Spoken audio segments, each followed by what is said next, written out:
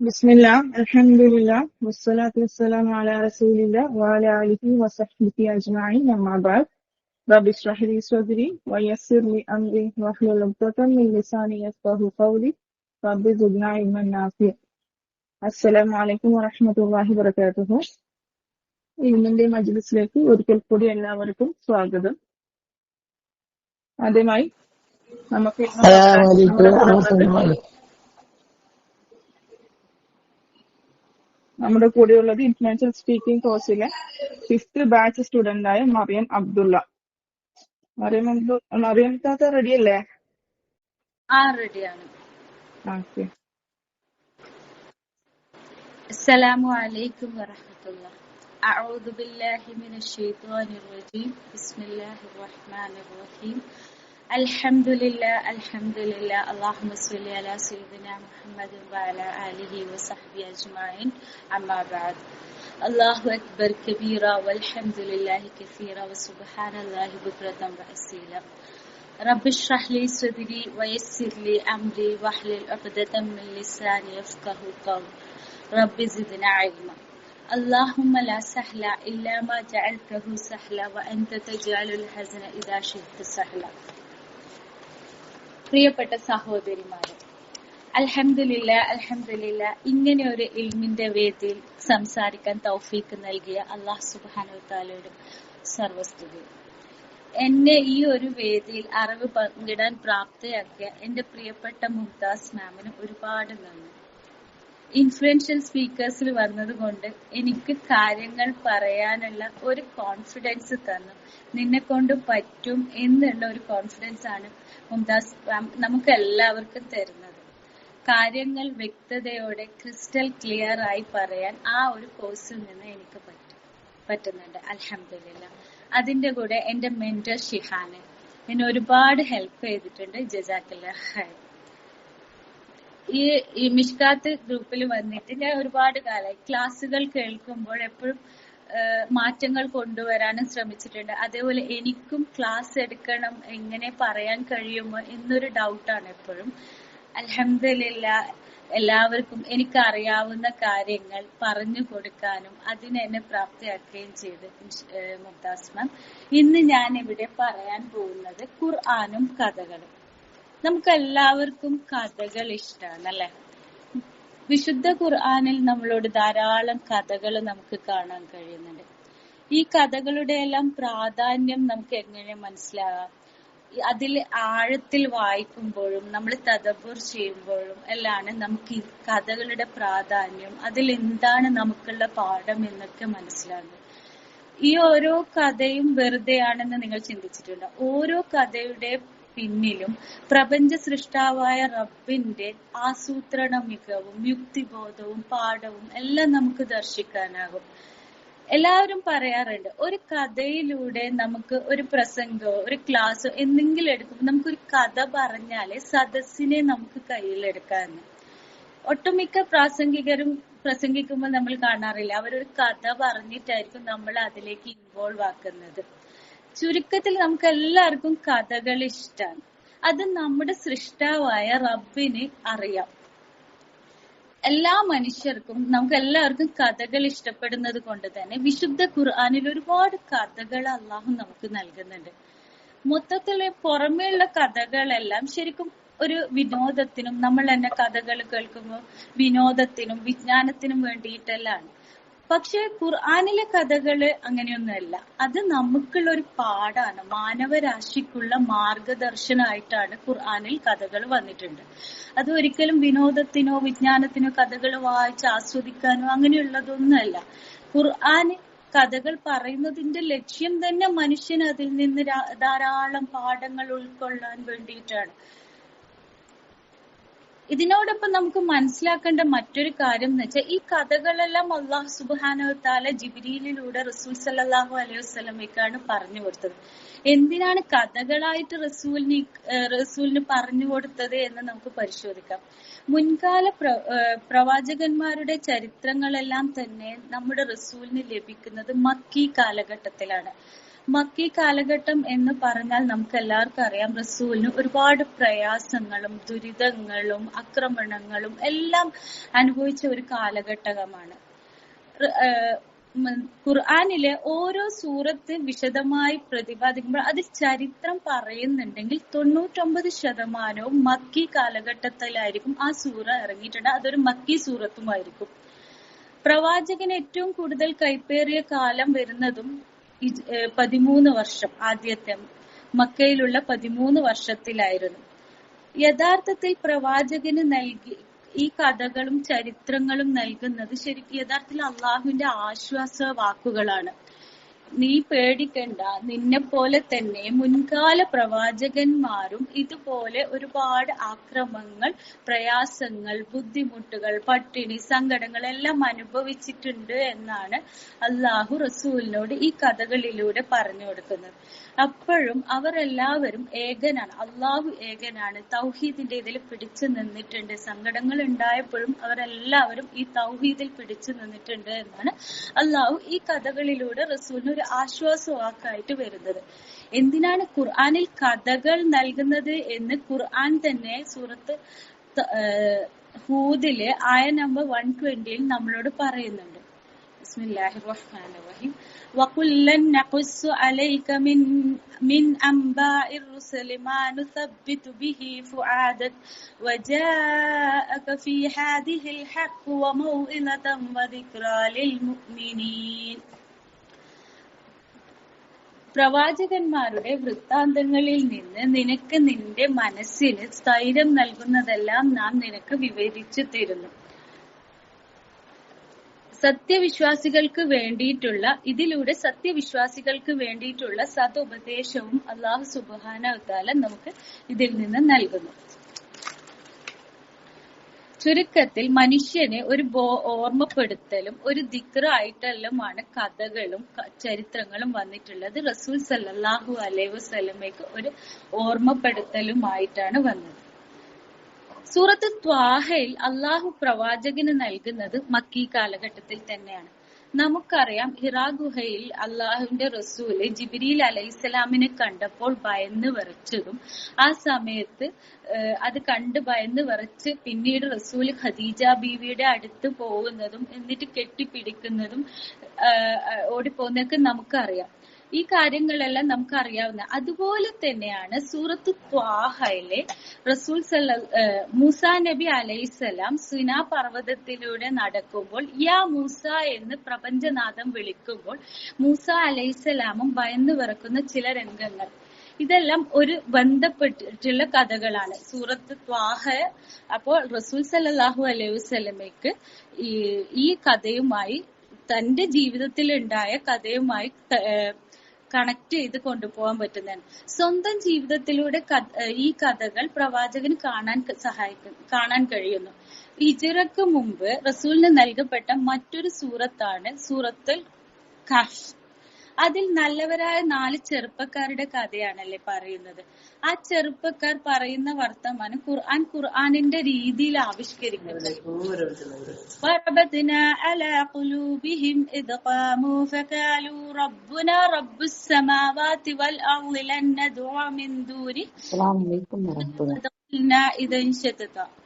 ആരാണോ ഈ ഭൂമിയും ആകാശവും സൃഷ്ടിച്ചത് അവനാകുന്നു ഞങ്ങളുടെ രക്ഷിതാവ് എന്ന് ഞങ്ങൾ അവനു പുറമെ യാതൊരു ദൈവത്തോടും പ്രാർത്ഥിക്കുന്നതേയല്ല. തീർച്ചയായും ഞങ്ങൾ അന്യായമായ വാക്ക് പറഞ്ഞുപോകും എന്ന് അവർ എഴുന്നേറ്റ് നിന്ന് പ്രഖ്യാപിച്ച സന്ദർഭത്തിൽ അവരുടെ ഹൃദയങ്ങൾക്ക് നാം കെട്ടുറപ്പ് നൽകുകയും ചെയ്തു. അവർ പറഞ്ഞത് എന്താണ്? ആരാണോ ഈ ഭൂമിയുടെ ആകാശവും സൃഷ്ടിച്ചത് അവനാണ് നമ്മുടെ റബ്ബ്. അവര് തൗഹീദ് പറഞ്ഞതിന്റെ പേരിൽ ആ നാട്ടിലുള്ള ഭരണാധികാരി അവരെ വധിക്കാൻ വേണ്ടി ഉത്തരവിടുകയും അവരെ അന്വേഷിക്കുകയും ചെയ്തു.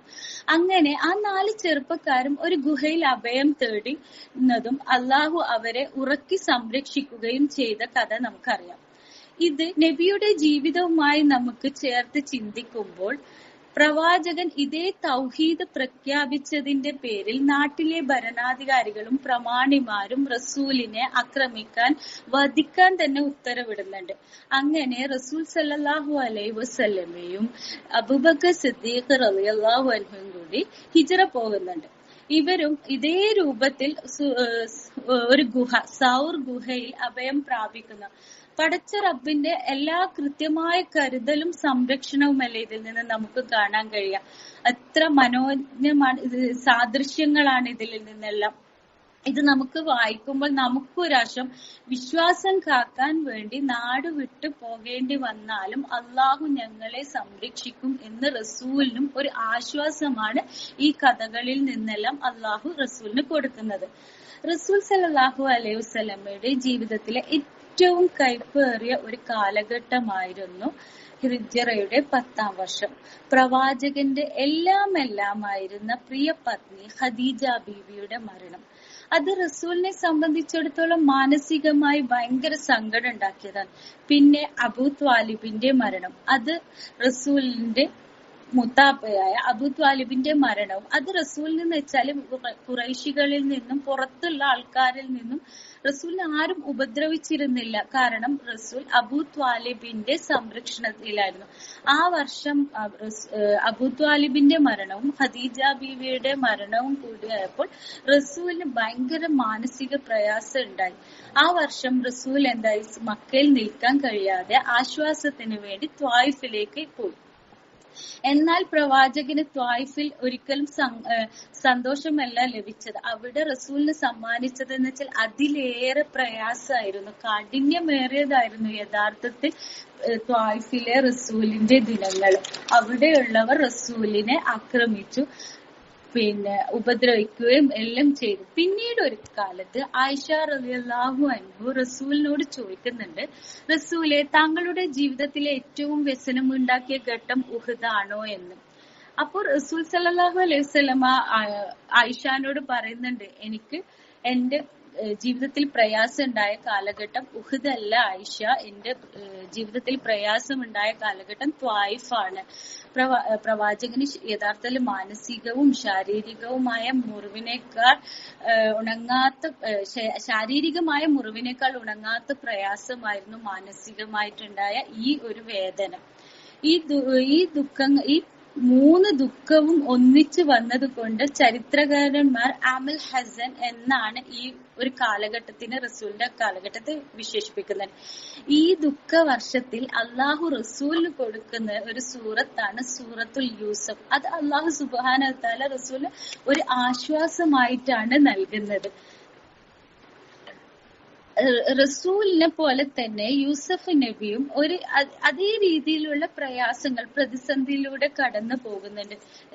അതാണ് ആ സൂറത്തിൽ റസൂൽ സല്ലല്ലാഹു അലൈഹി അല്ലാഹു ഖുർആനിൽ പറയുന്നത്. ദുഃഖം നിമിത്തം അദ്ദേഹത്തിന്റെ ഇരു കണ്ണുകളും വെളുത്തുപോയി. അങ്ങനെ അദ്ദേഹം ദുഃഖം ഉള്ളിലൊതുക്കി കഴിയുന്നു.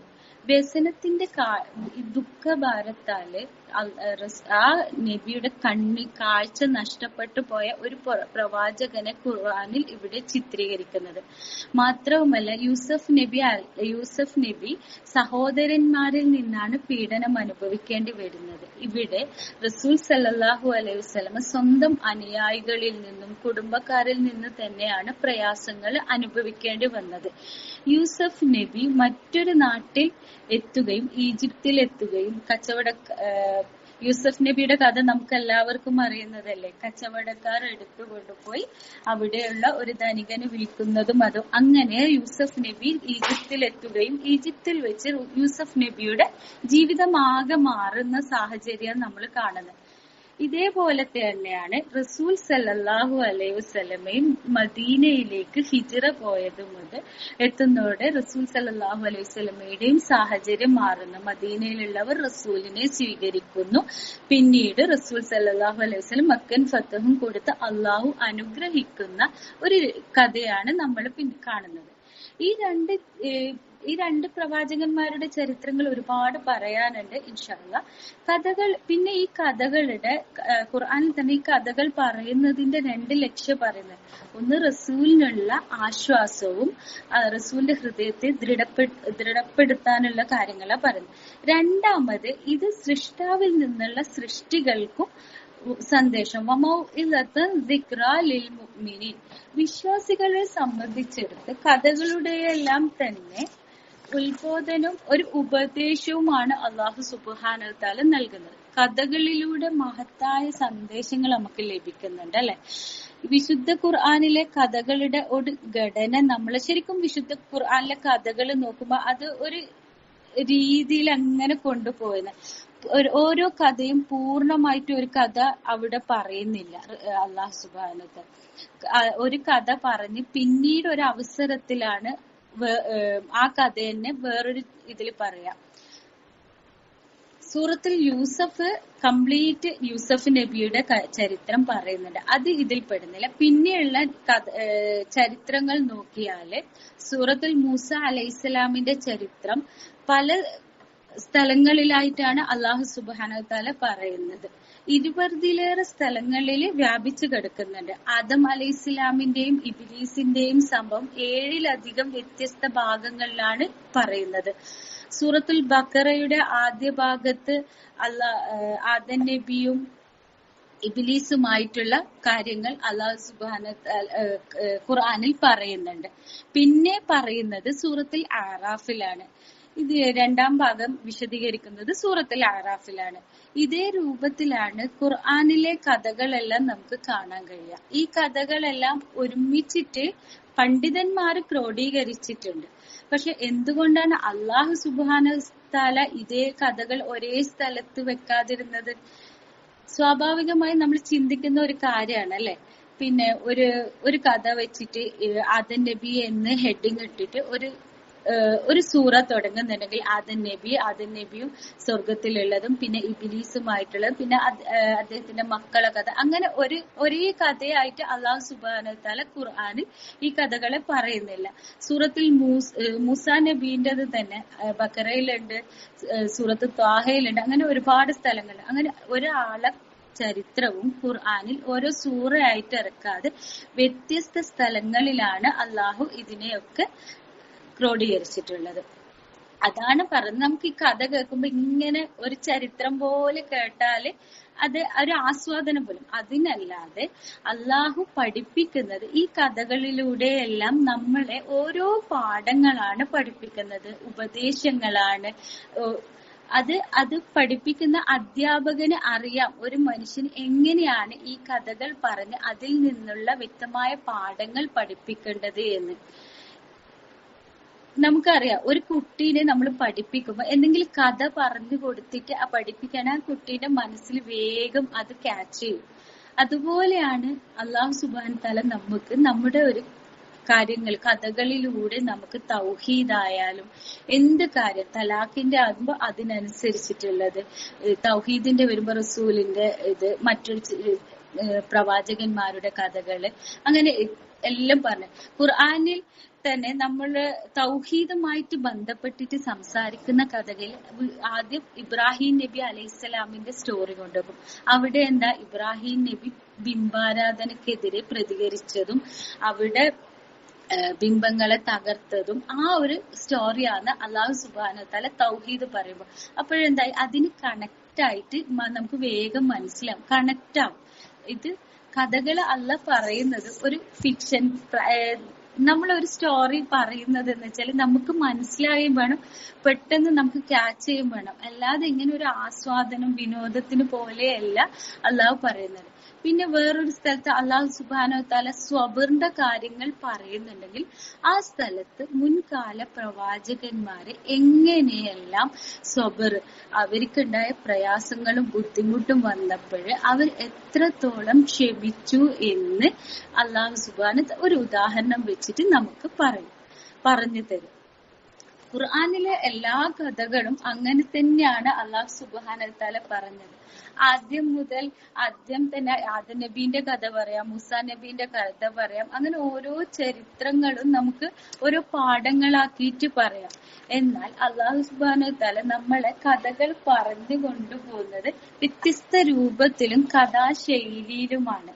നമുക്ക് സസ്പെൻസ് എല്ലാം പറയുന്നുണ്ട്. ഇപ്പൊ ഫിർഔന്റെയും മൂസാ നബീന്റെയും കഥ പറയുന്ന സമയത്ത് മൂസാ നബി ഫിർഔന്റെ അടുത്തേക്ക് പോകുമ്പോ ദുആ ചെയ്തിട്ടാണ് പോകുന്നത്. റബ്ബിശ്റഹ്ലി സ്വദ്രി വയസ്സിർലി അംരി എന്ന് പറഞ്ഞിട്ട്. എന്നിട്ട് അവിടെ ഫിർഔന്റെ മുന്നിൽ എത്തിയപ്പോ എന്താ സംഭവിക്കുക എന്നുള്ള ഒരു സസ്പെൻസ് നമ്മുടെ ഉള്ളിൽ തോന്നാറില്ല. അങ്ങനെ ഏറ്റവും ഭീകരനായ ഒരു ഭരണാധികാരിയുടെ മുന്നിൽ പോയിട്ട് അള്ളാഹു ഏകനാണ് എന്ന് പറയുന്ന ഒരു സംഭവം കഥകൾ കേൾക്കുമ്പോൾ നമുക്ക് അടുത്തത് എന്ത് അങ്ങനെ ഇതാ എന്താ സംഭവിക്കുക എന്ന ആകാംക്ഷയൊക്കെ നമുക്കുണ്ടാവും. മൂസാ നബി വടികൊണ്ട് പാമ്പാക്കുന്ന സംഭവം, ഫിർഔന് മാജിക്കുകാരെ വിളിച്ച് അതുപോലത്തെ പാമ്പാക്കാൻ പറയുകയും പിന്നീട് എന്താ സംഭവിക്കുന്നത്, മൂസാ നബിന്റെ പാമ്പ് അവരെയൊക്കെ വിഴുങ്ങതും, അതൊക്കെ നമുക്കൊരു സസ്പെൻസോടെയല്ലേ കേൾക്കാൻ പറ്റുന്നത്. ഖുർആന്റെ കഥകൾ എന്ന് വെച്ചാൽ അത് എല്ലാ കാലത്തും നിലനിൽക്കുന്നതാണ്. പിന്നെ വിശുദ്ധ ഖുർആൻ പറയുന്നതിന്റെ കഥകൾ പറയുമ്പോൾ അത് നമുക്ക് അത്ഭുതമായിട്ട് തോന്നില്ല ഇങ്ങനെയൊക്കെ അല്ലാഹ് പറയുമ്പോ. പക്ഷെ ഈ കഥകൾ പറയുന്നതിന് തന്നെ ചരിത്രകാരന്മാർ അല്ലെ ഇതിന്റെ വിമർശകര് പറയും ഇത് റസൂല് സല്ലല്ലാഹു അലൈഹി വസല്ലം കോപ്പി അടിച്ചതാണ്, ഈ കഥകള് പഴയ വേദഗ്രന്ഥങ്ങളിൽ നിന്ന് എടുത്തിട്ട് പറഞ്ഞതാണെന്നൊക്കെ പറയുന്നുണ്ട്. പക്ഷെ ഈ മിഷണറിമാരായിട്ടുള്ള ആളുകൾ ഇങ്ങനെ യഥാർത്ഥ കഥ അവർക്ക് അറിയാം, എന്നിട്ടും അവര് നമ്മള് ഇതിനെ കുറ്റപ്പെടുത്താൻ വേണ്ടിട്ട് ഇത് കോപ്പി അടിച്ചതാണ് അങ്ങനെയൊക്കെ പറയുന്നുണ്ട്. ഇതിനെ നമുക്കൊരു ഇപ്പൊ ഖുർആന്റെ ഈ കഥ പറച്ചിലിനെ ഒരു പഠന വിധേയമാക്കി അതിൽ യാതൊരു അടിസ്ഥാനവുമില്ല. കാരണം മൂസാ നബി അലൈഹിസ്സലാമിന്റെ കാലത്ത് നമുക്കറിയാം ഒരു പശുക്കുട്ടീനെ ബനു ഇസ്രായേലർ ഉണ്ടാക്കി. അത് ബൈബിളിൽ പറയുന്നത് ഹാറൂൻ അലൈഹിസ്സലാം ആണെന്നാണ്. എന്നാൽ ഖുർആനിൽ വ്യക്തമായി പറയുന്നത് ഇത് സാമിരി ഉണ്ടാക്കിയതാണ്. ഇങ്ങനെ തുടങ്ങി ധാരാളം ഉദാഹരണങ്ങൾ നമുക്ക് കാണാൻ കഴിയും. ഖുർആന്റെ മാത്രമായിട്ടുള്ള അതിമനോഹരമായ ശൈലിയാണുള്ളത്. സൂറത്തിൽ യൂസഫ് തന്നെ നമുക്കറിയാം എത്ര മനോജ്ഞമായിട്ടുള്ള കഥകളാണ് അതിലുള്ളത്. ആ കഥ നമുക്ക് പരിശോധിക്കുമ്പോൾ തന്നെ എത്ര കഥാപാത്രങ്ങളുണ്ട് അതില്. യൂസഫ് നബിയുടെ സഹോദരന്മാർ, യൂസഫ് നബിയെ രക്ഷിച്ച കച്ചവടക്കാർ, പിന്നെ യൂസഫ് നബിയെ കൊണ്ടുവിട്ട ചന്തക്കാർ, രാജാവിന്റെ ഭാര്യ, പിന്നെ ജയിലിലെ യൂസഫ് നബി തന്റെ സ്വപ്നങ്ങൾ പങ്കുവെച്ച സുഹൃത്തുക്കൾ, അങ്ങനെ ഒരുപാട് കഥാപാത്രങ്ങള് ഉണ്ട് ആ കഥയില്. പക്ഷെ അല്ലാഹു സുബ്ഹാനഹു വ തആല ഖുർആനിൽ ആകെ 2 വ്യക്തികളുടെ പേരേ ആ കഥയിൽ പരാമർശിച്ചിട്ടുള്ളൂ. യാക്കൂബ് നബി അലൈഹിസ്സലാമിന്റെയും യൂസഫ് നബി അലൈഹിസ്സലാമിന്റെയും. വേറൊരാളുടെ പേരും അതിൽ പരാമർശിച്ചിട്ടില്ല. എന്നാൽ ബൈബിളിലൊക്കെ കഥകൾ പറയുമ്പോൾ അതിൽ ഒരുപാട് ആൾക്കാരെ പേരും ഇങ്ങനെ പറഞ്ഞിട്ടാണ് കഥകൾ പറയുന്നത്. ഖുർആൻ യഥാർത്ഥത്തിൽ കഥകളെ ആറ്റിക്കുറുക്കിയാണ് കഥകൾ പറയുന്നത്.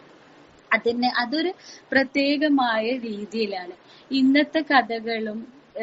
ഇന്നത്തെ കഥകൾ പറയുന്നത് പോലെ ആദ്യം ഒരു ഇൻട്രൊഡക്ഷൻ, പിന്നെ ഒരു ക്ലൈമാക്സിലേക്ക് എത്തിക്കുകയാണ്.